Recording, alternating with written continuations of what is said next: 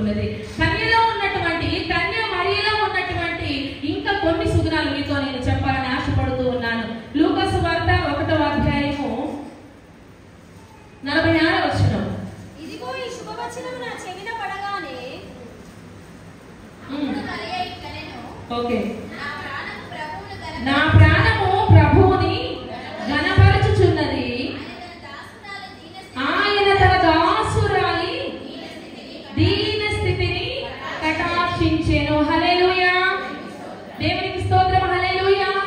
ఇక్కడ ఏం కనపడుతూ ఉంటుంది? అప్పుడు మరియా ఇట్లా నేను ఏమని మాట్లాడుతూ ఉంది మరియమ్మ అంటే, నా ప్రాణము ఎవరి అందట? ప్రభువుని ఘనపరచుచున్నది, ఆయన తన దాసురాలి దీన స్థితి. ఎలాంటి స్థితి అటండి? మొదటిది ఆమెలో ఉన్నది పవిత్రత, తగ్గింపు. రెండవది ఏంటి అంటే దీన స్థితి. ఆమె దీనత్వము కలిగి ఉన్నది. ఎలాంటి దీనత్వము అంటే మనం ఇక్కడ స్పష్టంగా చూస్తూ ఉన్నాము. తన ప్రాణము, ప్రాణము అంటే ఒక కంటికే ఉంటుందా? ఒక శరీరానికే ఉంటుందా? ఎక్కడండి? హృదయంలో ఉంటే ప్రాణము, గుండె కొట్టుకుంటే ప్రాణము ఉన్నట్టు. ఆమె ప్రాణము ఎవరి యందు? దేవుడైన యెహోవా యందు ఘనపరచుచున్నది. కాబట్టి అక్కడ అంటున్నాడు, ప్రభు నా దాసురాలి దీన స్థితిని నేను కటాక్షించి తిని. ఏం చేస్తున్నాడంటండి? దీన స్థితిని యేసు ప్రభు వారు చూస్తూ ఉన్నారు. ప్రియమైన దేవుని సంగమా, దేవుని బిడ్డలారా, మనము కూడా దీన స్థితి కలిగి ఉంటాము కొన్నిసార్లు. ఈ ఏ కాలాలండి? శ్రమల కాలాలు. ఎలాంటి దీన స్థితి అని అంటే పేరు చూడొచ్చు. ఈ మొహం చూస్తే అబ్బో ఈ ఉపవాస దినాలు కదా, అందుకని ధీరంగా కూర్చుందేమో. ఆమె ఉపవాస దినాల్లో దీన స్థితి కలిగి లేదు. క్రిస్మస్ సందర్భంలో దీన స్థితి కలిగి లేదు. కన్య అయినటువంటి మరియా ఆమె ప్రభువును దర్శించేటప్పుడు దీన స్థితి కలిగి లేదు. ఆమె ఎల్లవేళలా ప్రభువును గణపరుస్తూ ఉన్నది. కాబట్టి ఆయన అక్కడ స్పష్టంగా అన్నాడు, నా దాసురాలి దీన స్థితిని నేను ఏం చేశారట? కటాక్షించిండు. ఆమె దీనత్వము కలిగి ఉన్నది. ప్రియమైన దేవుని సంగమా, ఎవరిని ధరించడానికి? దేవుడైన యెహోవాను, యేసు ప్రభువాన్ని ఆమె గర్భములోనికి ధరించుకోవడానికి మొదటిగా ఆమె ఏం చేసింది అంటే దీన స్థితిని ధరించుకున్నది. రెండోది లూకా రాసిన సువార్త 1వ అధ్యాయము 38వ వచనము. అందుకు మరియా ఇదిగో ప్రభు దాసురాలను, నీ మాట చొప్పున నాకు జరుగును గాక అనెను. అంతట దూత ఆమె యొద్ద నుండి వెళ్ళెను. హల్లెలూయా. ఇక్కడ ఏం కనబడుతుంది మీకు? ఏం మాట్లాడుతుంది? అక్కడ కూడా మొదటిగా నేను చెప్పాను లూకా సువార్త 1:46లోని అప్పుడు మరియా ఇలాగా మాట్లాడింది. ఆమె ఇక్కడ ఒక వందన వచనము, ఆమె ఒక మాట మాట్లాడింది. రెండవ మాట ఏంటి అంటే నీ మాట చొప్పున. ఎవరి మాట చొప్పున? దేవుని మాట చొప్పున జరుగునుగాక. అది ఏ మాట అంటే అదే కన్య అయిన మరియ యొక్క శుభవర్తమానము. ఆ వర్తమానం ఏంటి అంటే నీవు కన్యకగా ఉన్నావు, ఇదిగో నేను నా పరిశుద్ధాత్మను నీకు దింపుతూ ఉన్నాను. నువ్వేం చేయాలి అంటే నీ గర్భంలోని శిశువును మోయాలి. ఆయనే సాక్షాత్తు యేసు. ఆయన ఎవరు అంటే ఆకాశము నుంచి ఆ దేవుడు తన స్వరూపమును ఇచ్చి మరియ అయినటువంటి గర్భంలోనికి ఆయన ప్రవేశింప చేశాడు. మానవ రూపాన్ని ధరించుకొని ఆకాశమున్న పరమాత్ముడిని భూమి మీద ఉన్న మనుషులకి మధ్యవర్తిగా ఆయన వెలిశాడు. హల్లెలూయా. ఎందుకు మధ్యవర్తిగా ఆయన ఉన్నాడు అని అంటే చూపిస్తాను. రెండవ పాఠం. ఏ పాఠం అండి? గలతీయులకు రాసిన పత్రిక 4వ అధ్యాయము 4వ వచనం. అయితే కాలము సంపూర్ణమైనప్పుడు దేవుడు తన కుమారుని పంపెను. ఆయన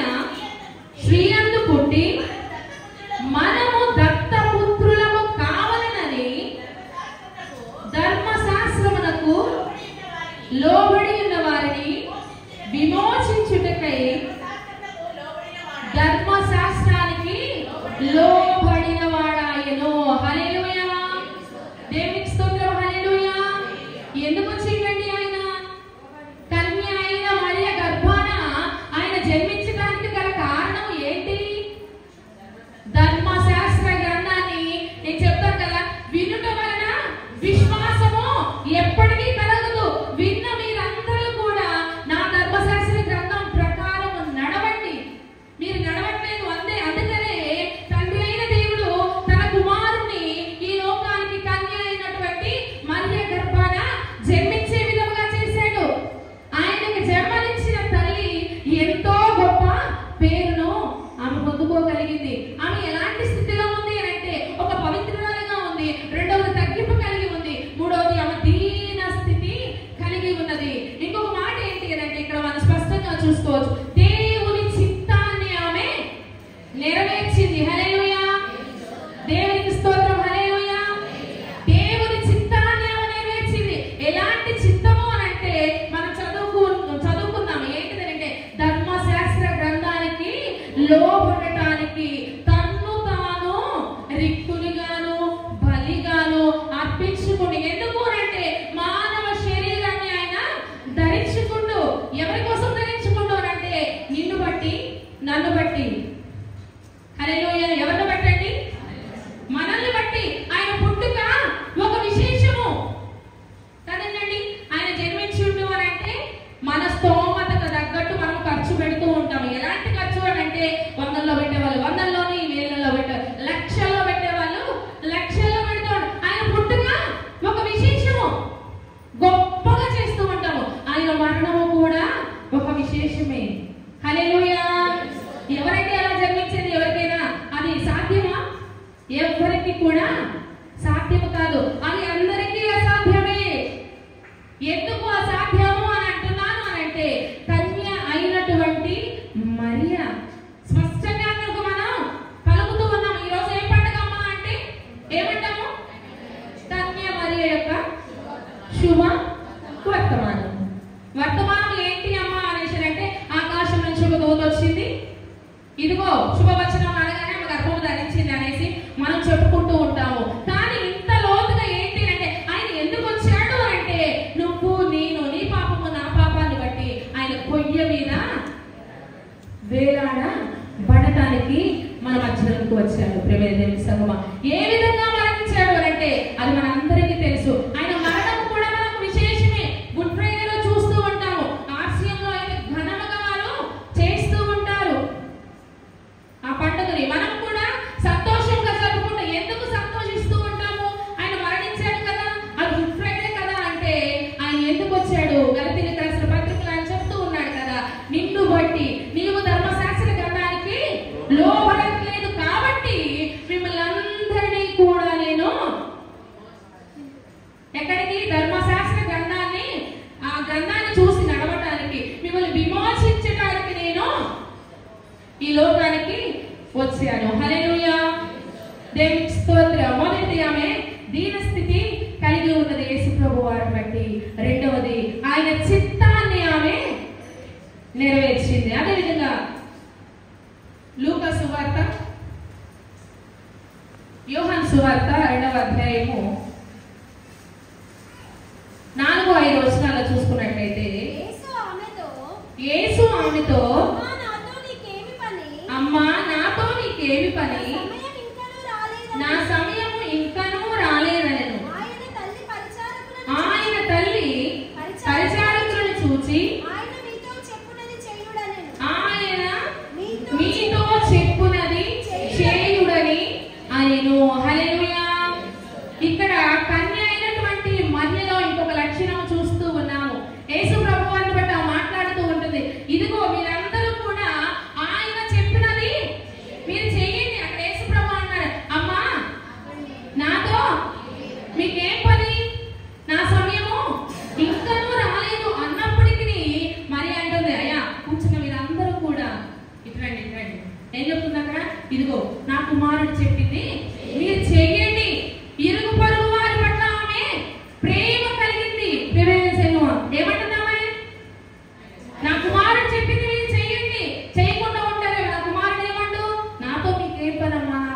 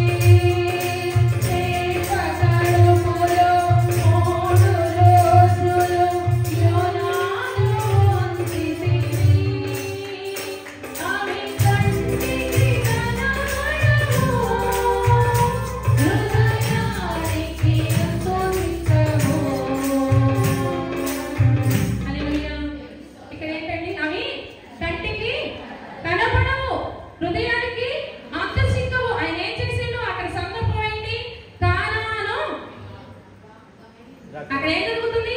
వివాహము జరుగుతుంది. ఏమైపోయింది? ద్రాక్షరసం అయిపోయింది. అక్కడ యేసు తల్లి వచ్చి అంటుంది, అయ్యా అనగానే, అమ్మ నా సమయం ఇంకా రాలేదు అనగానే ఆమె వదిలి వెళ్ళిపోవచ్చు. కానీ వచ్చిన బిడ్డలందరి కొరకు పొరుగు వారి పట్ల ఆమె ప్రేమ కలిగింది. ప్రియమైన సగం ఆమెలో ఉన్న ఇంకొక లక్షణం ఏంటి అంటే పొరుగు వారి పట్ల ప్రేమ కలిగి ఆమె ప్రవర్తించింది. హల్లెలూయా. మనం ఇరుగు పొరుగు వారి పట్ల ఏమైనా ప్రేమ చూపిస్తామంటే చూపించము, నాది నాదే అంటాము. కానీ ఆమెలో నుంచి మనం నేర్చుకోవాల్సినవి దీనస్థితి. రెండవది ఏంటది? దేవుని చిత్తాన్ని ఆమె నెరవేర్చింది. మూడవది ఆమె ఇరుగు పొరుగు వారి ఎడల ప్రేమను చూపించింది. ఇంకొక వాక్యం చూపిస్తాము. లూకా సువార్త 1వ అధ్యాయము 39వ వచనం. ఆ దినముల యందు మరియ లేచి యూదా ప్రదేశములోని కొండ సీమలలో ఉన్న ఒక ఊరికి త్వరగా వెళ్ళి జకర్యా ఇంటిలో ప్రవేశించి ఎలిజబెతుకు వందనములు చేసెను. హల్లెలూయా. దేవునికి స్తోత్రం. హల్లెలూయా. ఇక్కడ ఎవరు కనబడుతూ ఉన్నారు మనతోని? ఎలిజబెత్, జకర్యా. వాళ్ళు ఎక్కడున్నారట? ఏసీ గదులలా, రోడ్డు చక్కగా ఉన్న దారులు కదా. ఎక్కడండి? కొండ సీమలలో ఉన్న ఒక ఊరు. ఆ ఊరిలో ఎవరున్నారు అని అంటే ఎలిజబెత్, జకర్యా ఉన్నారు. వాళ్ళు అక్కడికి వెళ్ళినాము. ఎక్కడికి? కొండ సీమలలో ఉన్న ప్రాంతానికి వెళ్ళి అక్కడ మనకి సందర్భం అంతా మనకందరికి తెలిసిందే. ఆమె మాటలు వినగానే గర్భంలో ఉన్న శిశువట గంతులు వేయటము ప్రారంభించాడు. ఎందుకు గంతులు వేసాడు అంటే ఈమె స్థితి గర్భంలో ఉన్న శిశువుకు కూడా తెలుసండి. కదండి. మనం చదువుకున్నాం లూకా సువార్తలోని 26వ మొదటి అధ్యాయం 26వ వచనంలో 6వ నెలలోని గాబ్రియేలును దేవదూత గలిలయలోని నజరేతును ఊరిలో. 6వ నెల ఏంటి? గలిలయ ఏంటి? నజరేతును ఊరేంటి? తర్వాత చదువుకుంటే దావీదు వంశస్థుడని యోసేపు అని ఉంటుంది. 6వ నెల ఎందుకు వచ్చింది అసలు అంటే అక్కడ ఎవరు రాశారు ఈ పుస్తకాన్ని అంటే ఒక వైద్యుడు రాశాడు అని చెప్పాను. గ్రీకు దేశానికి చెందిన ఆయన అన్యుడు. ఆయన లూకా గారు ఒక వైద్యుడు. ఆయన స్పష్టంగా చెబుతూ ఉన్నాడు, ఈ వందనం వచ్చిన కన్య అయినటువంటి మరియ మాట వినేటప్పటికి కొండ సీమల్లో ఉన్న ఎలిజబెత్ కట ఎన్నవ నెల అంట? 6వ నెల. హల్లెలూయా. ఎంత స్పష్టంగా ఉందండి ఇక్కడ. ఆమె 6వ నెలలో ఉన్నప్పుడు ఒక దేవదూత వచ్చి చెప్తూ ఉంది, ఇదిగో నీకు శుభము, నీవు కన్యక గర్భవతివై ఒక కుమారుని నీవు కంటావు. ఆయనే యేసు ప్రభువారు. అనగానే ఆమంటుంది, నేను పురుషుని ఎరగని దానిని కదా అనగానే ఆయన అన్నారు, నీ దీన స్థితి నేను చూశానమ్మా. రెండవది యేసు ప్రభువారి పట్ల ఆమె చిత్తాన్ని, దేవుని యొక్క ఉద్దేశం ఏంటో తెలుసుకుంది. ఆయన చిత్తం ఏంటో తెలుసుకుంది. ఆడితే నేను నీ దాసురాలిని, ఆయన నా దాసురాలి దీన స్థితిని నేను కటాక్షించాడు. ఆమె దీన స్థితిని ఆయన కటాక్షించాడు. కటాక్షించిందే కాదండి, ఆమె గర్భమున సాక్షాత్తు యేసు ప్రభువారు పుట్టడానికి దేవుడైన యెహోవా సెలవిచ్చాడు. ఎవరి ద్వారా ఆమె కన్యగా, ఎవరి ద్వారా ఆమె కుమారుని గంది అనేసి అంటే మనం చెప్తూ ఉంటాము, ఒక భార్య ఒక భర్త, వారికి ఇచ్చిన సంతానము ఈ పిల్లలు అనేసి. ఎవరి పిల్లలు రావాలంటే మా ఇంటి నేను కిషోర్ వాళ్ళ పాపని అండి, నేను నిస్సి వాళ్ళ పాపని, అట్లా తల్లిదండ్రులుగా పేరుంది. కానీ ఇక్కడ యేసు ప్రభు వారికి తండ్రి పేరు అనేది ఇక్కడ ప్రస్తావింపలేదు. మత్తయి సువార్త 1వ అధ్యాయము 2వ వచనం ఒకసారి చదవండి. అబ్రహాము ఇస్సాకును కనెను, ఇస్సాకు యాకోబును కనెను. ఓకే. యాకోబు యూదాను. ఇక్కడ చదువుతూ ఉంటే అక్కడ మనకి స్పష్టంగా కనబడుతుంది ఎవరిని కన్నారు అనేసి. కానీ 16వ వచనం ఒకసారి చదవండి. యాకోబు మరియ భర్త అయిన యాకోబు మరియ భర్త అయిన యోసేపును కనెను. ఆమె యందు క్రీస్తు అనబడిన యేసు పుట్టెను. హల్లెలూయా. ఇక్కడ ఏమర్థమైంది మీకు? మొదటి నేను ఏం చదివించాను? 2వ వచనము. అబ్రహాము ఇస్సాకును కనెను, ఇస్సాకు యాకోబును కనెను అనేసి స్పష్టంగా మనకు తెలియజేస్తుంది కదా. అదే విధంగా యేసు ప్రభు వారు కూడా ఉండాలి కదా. అంటే 16వ వచనంలో ఉంది, యాకోబు మరియ భర్త అయిన యోసేపును కనెను. తర్వాత ఆమె యందు, ఎవరి యందట? ఇక్కడ తండ్రి పేరు ఉందా? లేదు. ఎవరి పేరు ఉంది? తల్లి అయినటువంటి మరియ. ఆమె ఎన్ని లక్షణాలు ఆమెలో ఉన్నాయంటే మనం చెప్పుకున్నాము. అలాంటి దీన స్థితిని దేవుడైన యెహోవా చూశాడు కాబట్టి ఆమె ఎంత గొప్ప పేరును సంపాదించుకుంది. కన్య అయినటువంటి మరియ ఎవరికి వచ్చిందండి ఆ ధన్యత? ఒకసారి ఏగా చెప్పారు మనకి ఎంతమంది కన్యకలట? 500 మంది కన్యకలు ఉంటే అక్కడ ఆకాశం నుంచి చూసే దేవుడు ఏమంటున్నాడంటే, ఇదిగో నా కన్యక. ఎవరండి? దావీదును ఎక్కడో ఉన్నాడండి. దావీదు అరణ్యంలో ఉన్న రాగానే ఇదిగో నాకు ఇష్టానుసారుడైన మనుషుడు రా అనేసి అభిషేకం చేశారు. అదేవిధంగా 500 మంది కన్యకలలోని మరియమ్మను మాత్రమే ఏర్పాటు చేసుకోవడం జరిగింది. ఉత్తి మరియమ్మ కాదామె, కన్య అయినటువంటి మరియ. హల్లెలూయా. ఏ పురుషుణ్ణి కూడా ఆమె ఎరుగలేదు. ఆయన స్త్రీ సంతానము నుంచి వచ్చినవాడు. ఆ స్త్రీ ఎవరు అనంటే కన్య అయినటువంటి మరియ.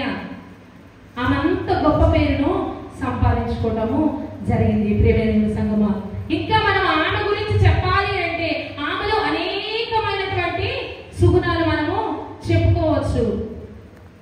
ఆమె అనేకమైన సార్లు మనము సంబోధిస్తూ ఉన్నాము. కొన్ని సార్లు మరి లాంటి బుద్ధి ఉంటే బాగో నీకు. ఎందుకు మరి లాంటి బుద్ధి అనంటే తనకు తాను తగ్గించుకున్నామే.